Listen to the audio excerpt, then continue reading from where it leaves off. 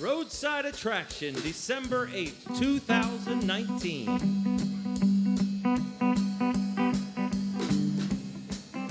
Attention tourists and travelers, you are approaching the event horizon at Roadside Attraction Live. We've got stories and songs, imaginary friends, inappropriate reasonableness, long overdue outbursts, and other thought-provoking diagnoses for your enjoyment.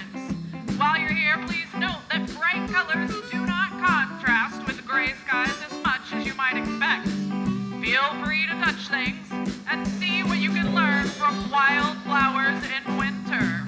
I'm the 2,000-pound groundhog. I know things about dirt that you do not have the capacity to sense or understand. Oh yeah? Dig this. Dig this. Cold Rain is seriously underappreciated. It's December at the Roadside Attraction, and we're in a part of the world where cold rain in December is something to consider. It's exhilarating. It puts you in the moment like few other things in nature. If the wind is blowing a cold rain, it will take your breath away. The thing about cold rain is that you want to get out of it. So come on, come in, come with. There's music by fire. You can breathe now. Go ahead and breathe.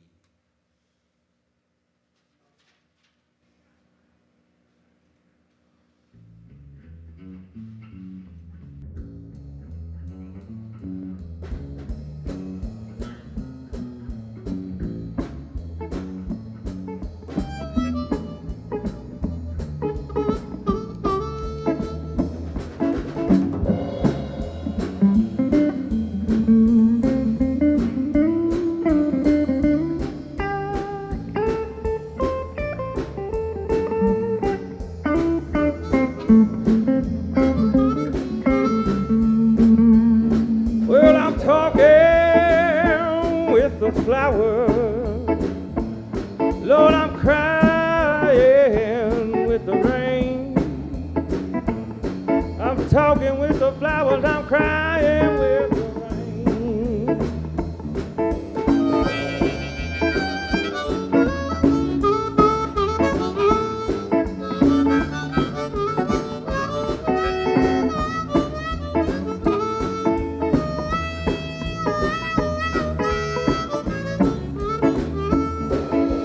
Cry, baby, cry all damn day.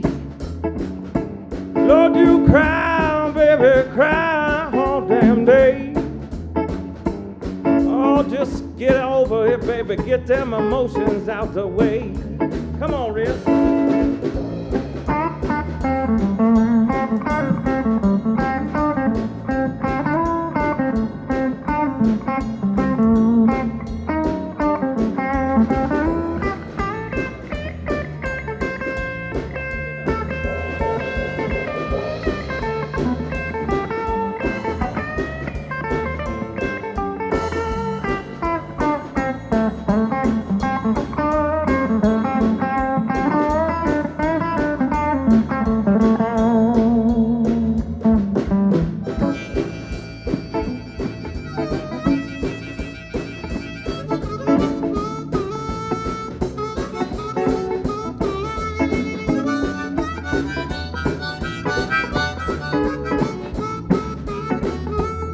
Well, I'm talking with the flowers, and I'm crying with the rain. I'm talking with the flowers, and I'm crying with the rain.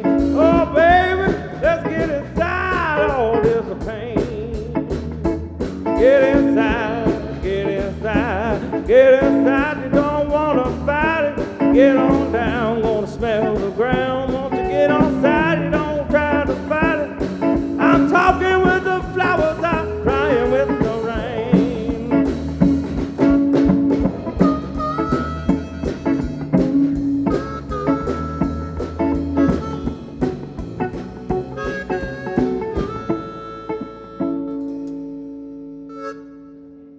All right. Hey. The Hobo Roadside Attraction Band. Right here we got Don on the drums. And Marcia on bass. and Red on guitar. And I'm Matt Byansky on the vocals and harmonica. Thank you. Well, hey, how about a little traveling music, guys?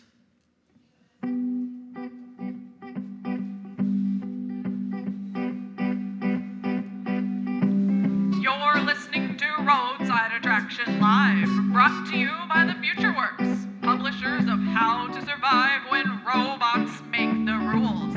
A common sense action guide for the inevitable moment when you Google yourself and get a 404 error message. Here's a hint, that's called freedom. And bye. The packing plant by the river. Our hot dogs taste like catfish liver. Still the customers come. God love them, they're dumb. Through the Open doors to the killing floors. well, it's a ding dang dong. Gimme, dimmy, gimme, gimme, dimmy, gimme, gimme, dimmy, Jean. Hi, y'all know me. I'm Dimmy Jean from down at the packing plant by the river. And I'm here to let you know that we're not just some greedy old corporation that's only interested in making a great big pile of money. That is our main interest, of course. And it's our only fiduciary responsibility. But hey, we care about our customers and the world, and that's why we're going to talk, and that's why we're going to tackle one of the world's most urgentest problems, anxiety. Okay, I was listening to the radio, and somehow I got on a public radio station, and they was having a discussion on the radio about anxiety. Now, that's something a lot of us know about.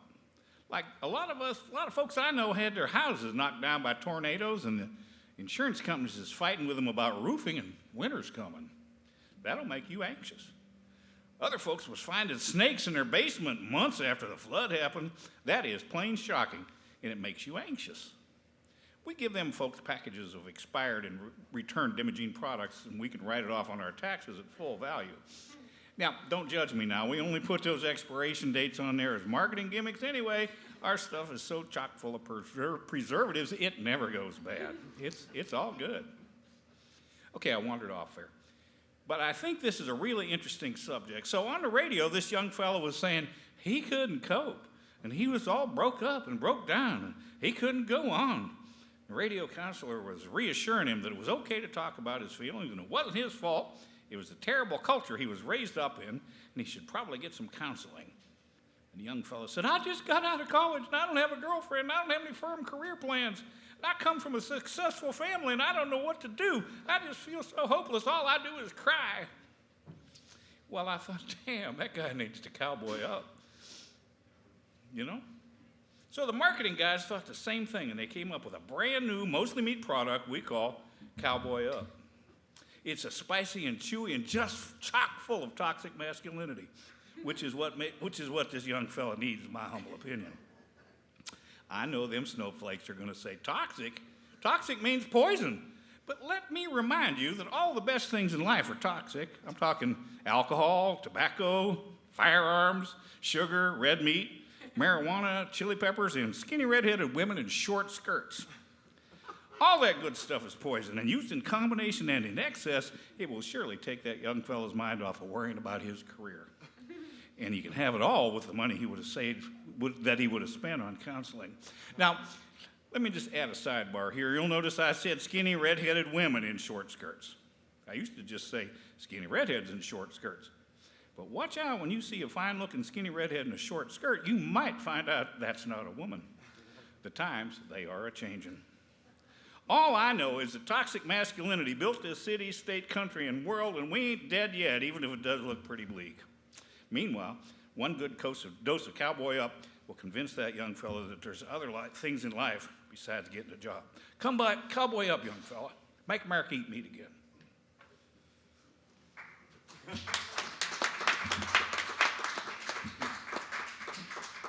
Cowboy Up contains ingredients known to cause misperceptions, behavioral issues, hardening of the heart, and may lead to social theories that result in despotism, deforestation, scorched earth strategies, and winner-takes-all business practices.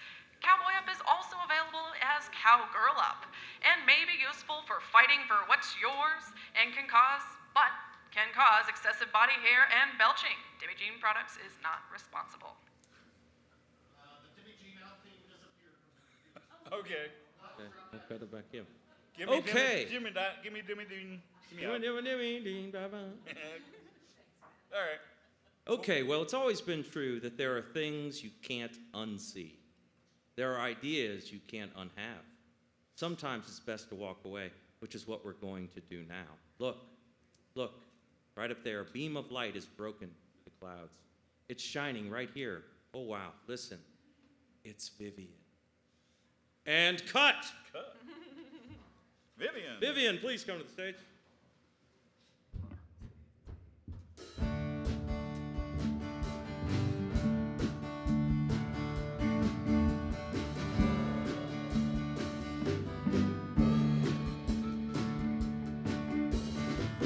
Arkansas, my head hurts. Well, I'd love to stick around and maybe make it worse. Yeah, but I got a girl out in Henrietta, and her love's like tornado weather. It's girls like this that keep me trying. She goes off like an air raid siren, coming cleanly torn apart. Bad liver and a broken heart. A bad liver and a broken heart.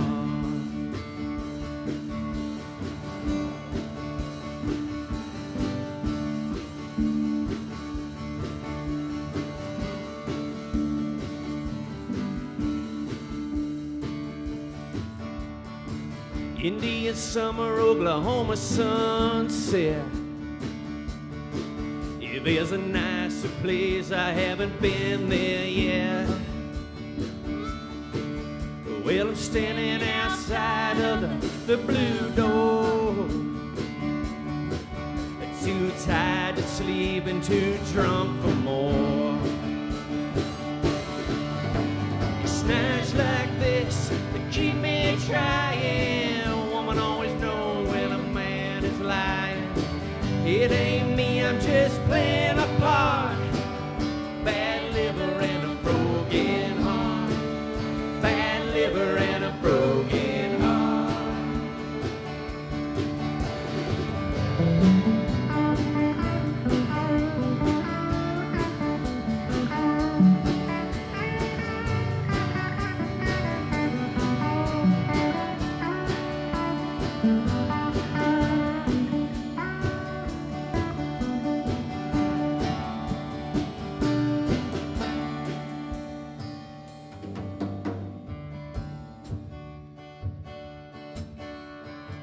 I'll get old before I'm good at this. Who's the president? What year is it? Doesn't anybody care about truth anymore? Maybe that's what songs are for. You're the wind and I'm on fire. This line of work no one retires. Coming cleanly torn apart. Bad liver and a broken heart. Bad liver and a broken heart. Bad liver and a broken heart. Bad liver and a broken heart.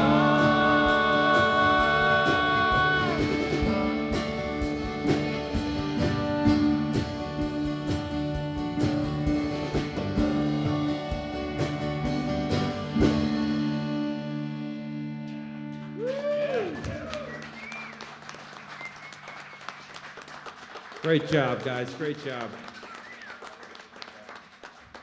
Scott, you want to tell us a little bit about that song? Actually, Windsor's probably Oh, the lead Windsor's one the for guy. that. Okay, he tried to pawn that off on you. That's a song by a guy named Scott Nolan that you never heard of. It was recorded by a guy named Hayes Carl that you probably did hear of, and Scott just adopted it, and now he's made it his own because he has a bad liver and a broken heart. Okay. Yeah. Well, that's a lot of info. Thank you, Windsor. I appreciate that. Anytime, would you like to know anything else? No, I'm pretty good for right Oh, yeah, now. okay. We can talk after this show.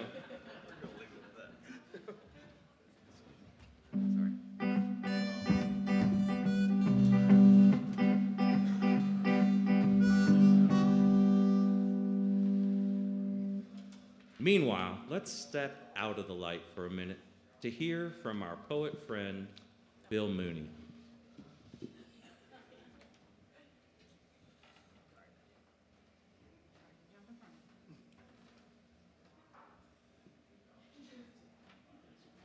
It's going to be a little different tonight. I usually like to recite rather than read my poetry, but I did want to share this poem with you, and damned if I can't get it committed to memory. So I decided that I'll read it to you instead. The light up here is pretty weird, by the way, so. Yeah, it's, this is kind of psychedelic, but that's a good thing. So, in between the flashbacks, I just realized that this poem doesn't have a name. If the eye is the window to the soul, then the window is an eye on our soul's journey. Just as our bodies pass through doors, so our dreams drift through windows, dancing with neon dust, suspended on sunbeam bridges to imagined heavens. We press our nose against pain, scent damp glass, and peer cross-eyed at fogging breath, swelling and fading like sweet memories. Curtains cling to screen, then fill and float like the passionate breath of an imagined lover. The car roars by, flashing planes of light in twisting geometric flight upon the boundaries of our bedroomed night. A dog barks, footsteps on gravel. The midnight moan of a passing train merges with the cricket's clicks as an owl calls out questions to the darkness. The clang of dishes, the sizzle of pork chops in the pan, the come home call from mom, all the sights and sounds of our little world passed in and out of the windows of our youth. The shout of anger, the cry of pain, a neighbor's laugh, a shadowed embrace, the blue-white ebb and flow of a television's eerie glow. The touch and taste of frost on glass, the reassuring thud of a window closed to coming storm, the hopeful sound of rising sash inviting in the morning breeze. All of these, and the gift of light to warm and guide us through this life, and in the night, a golden light to guide us home.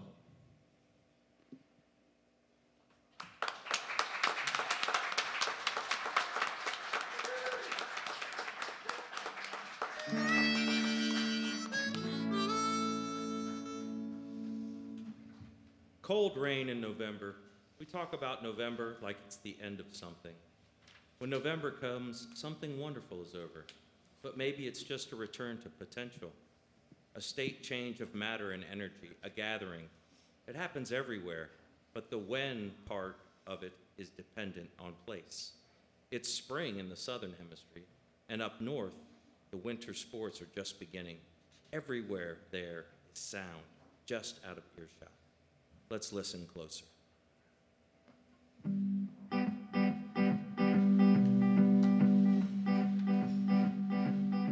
You're listening to Roadside Attraction, recorded live at Yellow Cab Tavern in Dayton, Ohio. Dayton is home to Wright-Patterson Air Force Base. I can neither confirm nor deny that we keep the aliens from Roswell at Wright-Pat. Welcome to Dayton. Not keep aliens at Wright Pat. Can you prove that? Well, no, but you can't prove a negative. If you said there were aliens, would you be able to prove that? Well, sure, but they wouldn't let me talk about it. Suppose you were to say that we don't keep the aliens, they stay out of their own free will. Okay. If there were aliens, they would probably be in the audience right now because they are the cool kids. Well, yeah, they're from Roswell.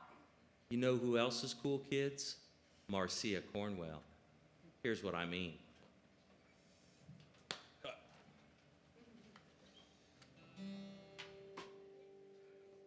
Welcome on stage the newest band member, the violinist.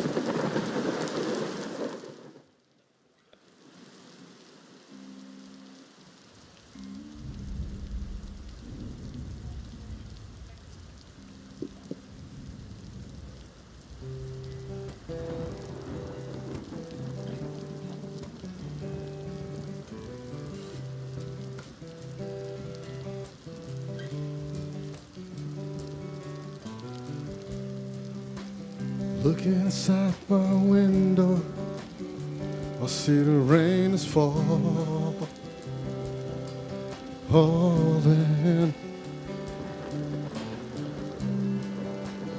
Waiting for you to pull up. It's been a long ride on.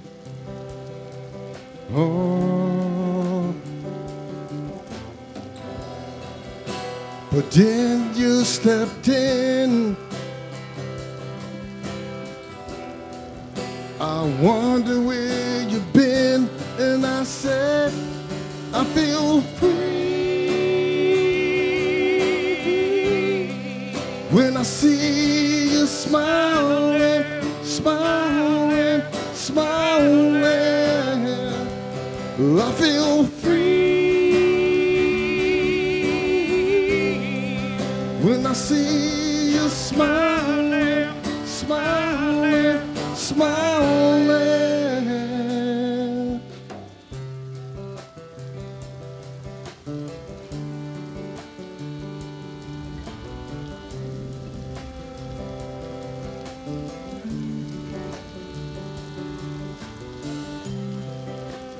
Life can be so difficult. I couldn't weather the storm.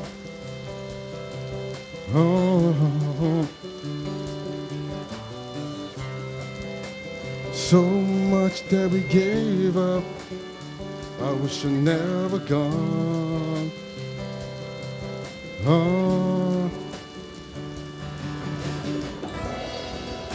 But then you stepped in again. We were more than friends, and I said, I feel free when I see you smiling, smiling, smiling.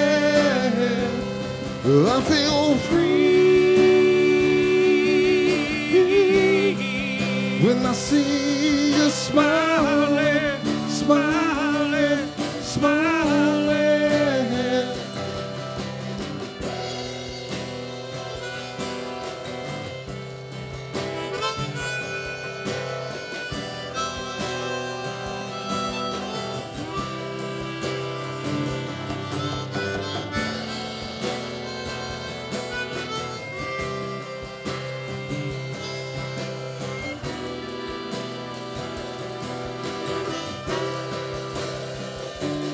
I feel free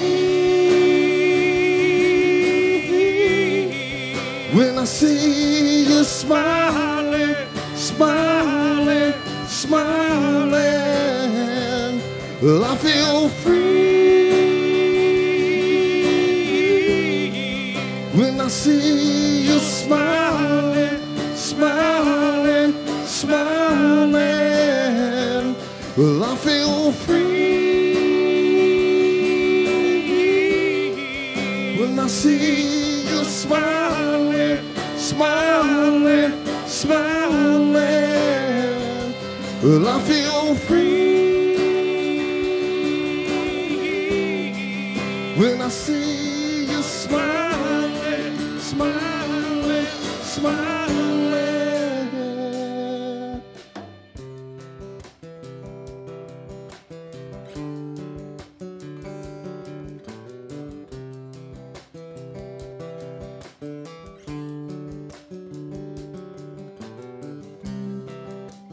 Looking inside my window, I see the rain is gone.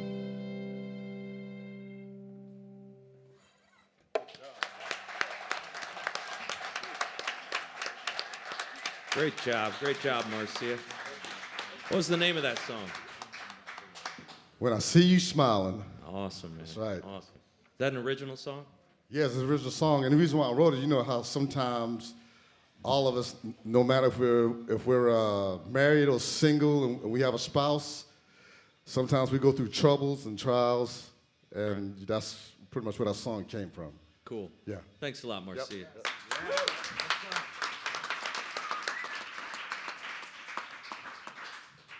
Now let's imagine we're sitting around a fire or in front of a computer or behind the wheel of a car, wherever we might be when it's story time. Here's a chapter 2 from Scott Millsop's The Last Summer Ball at the Cosmos. Press coverage of Mr. Tipton's plans for the Cosmo was limited to a factual item in the morning business section, but by the afternoon paper had a few hours to compose a comment. The news also reported the facts, but it also took a mild interest in Mr. Tipton's interest, wondering at the billionaire's personal involvement with a dilapidated hotel on the changing North Side. A social reviewer for the Living and Arts section worried over the demise of the last summer ball at the Cosmo. An institution. He called it. An enduring social event. But everyone knew that the summer ball at the Cosmos, now just a few months away, was already demised. Now just a gesture recalling the glory days at the Cosmo Hotel. A once-a-year charity costume ball with steadily dwindling attendance, held in the heat of August and highlighted by a fireworks display launched from the rooftops. Editors for both papers and the various TV stations planned feature coverage of the last summer ball, and of course the actual demolition. They began mentally collecting anecdotes. At the news, someone mentioned the jinx. I think we'll leave the coverage of the Cosmo Jinx to the alternative press. An editor decided. I don't see too much interest in this story for a while. What the editor didn't know was that Maynard Beverly was just then entering the city on a modified Harley-Davidson Cafe Racer, and even as he spoke. And Maynard's job was to create some interest in the story. What Maynard Beverly did not know was that a crow would miscalculate its takeoff time by a fraction of a second, and then instead of deftly dodging traffic in its now instinctive way, it would fly into a sudden gust of wind, and thus momentarily slowed, the crow would be knocked from the air, killed instantly after suffering an impact with Maynard Beverly's face, which was traveling much faster than the legal speed limit and not protected by a face mask on his helmet. For Maynard, it had been a long ride from Los Angeles, through Vegas and the desert, among the Utah spirits and the wind over the pass at Vail, and into the plains that run across the flat half of Colorado, endless Kansas, rolling into Missouri across the river to Illinois and the small farms of Indiana. Maynard enjoyed it thoroughly. He stayed in motels. He tied his Harley to poles that hold up awnings or to decorative fences. He tied it with a rope as if it was a horse. He did that to amuse himself and draw attention, and it did. He stayed over an extra day here and there to wash his clothes if they were too greasy or funky, and he threw them away and then bought new ones. Maynard had some money. Jeans and t-shirts, cheap hotel money, to be sure, but much more than usual.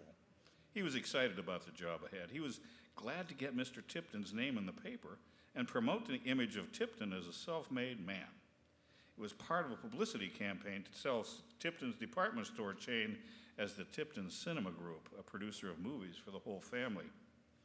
T.T. Tipton had amassed his billions, now he wanted mass love. Maynard Beverly only wanted a new career as a promoter. No more of his old lifestyle of dirt bike racing in Southern California and sometimes stunt work for the movies. Now he was after the life of a publicity stunt, and he had finally convinced Shelley Tipton at Tipton's to hire him in his one-man promotions company. Well, really, Shelley gave him a job in the remote Midwest where he would be gone and could do no harm, she thought. His persistence was pesky, and his presence a reminder of an escapade best forgotten. Her office at Tipton's Cinema Group provided Maynard with the image they wanted sold, and they provided him with an advance on his fee, so he happily hit the highway and headed for the great Midwest. And now, he was hitting the highway again with a mouthful of feathers and a thud. Had the crow not KO'd him upon impact, he would not have made the mistake he made. He would have gotten away from the bike. But instead, he held the handlebars in a death grip and rode the Harley to the pavement, then off the ground to the gravel shoulder of this back road into the city. Unconscious and hurting from the fall that had lightly grated him from ankle to shoulder, Maynard Beverly did not know that the worst of it was that the fuel tank had burst and he was soaked in gasoline. Conveniently, coincidentally, Thin Ice was traveling the same back road, heading home from a morning after of an elegant evening of fine dining and drug abuse at a quaint little country inn owned by a friend. Mussed and lovely in her evening clothes, singing loud with the radio her head thrown back, communing with the morning sun, Thin Ice saw Maynard Beverly lying on the road and turned the radio off. She parked her car, had a moment of panic, and then went to the rescue. Maynard Beverly looked worse than he was. Road rash is a part of the racing life, and he'd lived with it before, no big deal. But the gasoline would have scared him if he wasn't out cold. The gasoline scared Thin Ice, and so did the blood, and the clothes half torn off and smelling like they were about to explode, and the crow's blood and feathers stuck to his face. Calm down. Thin Ice thought to herself. Get his clothes off, that's the first thing. She said out loud, and her own words made her laugh. She ran back to her car to get her handbag and reached deep into her purse and pulled out a pearl-handled switchblade she had bought in Mexico and carried for protection. Thin Ice waved to a passing car, but the sight of a pretty blonde in a slinky white dress in the morning sun bending over a bleeding man with a knife in her hand dissuaded the passerby from stopping. Thin Ice cut Maynard Beverly's clothes off and tossed them away, aware, despite the situation, that his wild, strong look attracted her. With the fire danger now removed, she examined the injury. It appeared to be just a long, nasty scrape. Thin Ice remembered that she had an unopened fifth of gin in the car seat, and that she supposed that would be good and suitable for washing the gasoline out of the scrape, and a fair disinfectant besides. Another passerby noticed the slender young woman in a blood-stained white dress pouring booze on a man lying by the roadside, naked except for one boot, and he did not stop either.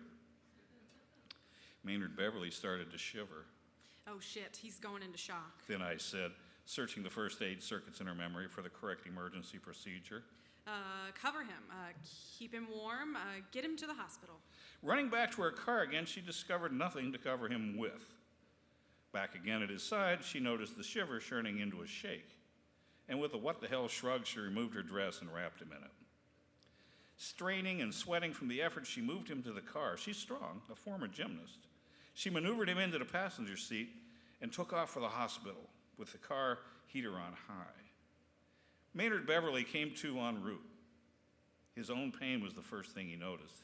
And then the racer noticed Thin Ice, her elegant neck, the sun on her hair, the pale yellow shorty slip soaked in sweat around her small breasts, and grease-stained where her long legs emerged from the slip near the top of her thighs.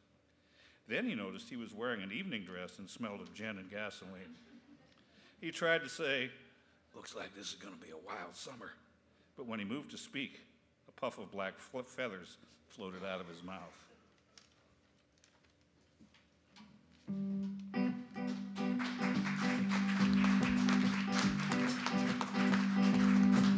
Well, that's all for now. Let's end with some wisdom from the Scarecrow and the Wizard of Oz.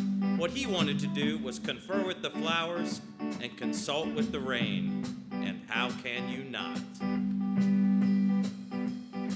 And a big woo-hoo to the Yellow Cab Tavern for hosting the IRL version of Roadside Attraction. Yellow Cab is a real-life attraction brought to you by Mark Jeffers and Tara Moore.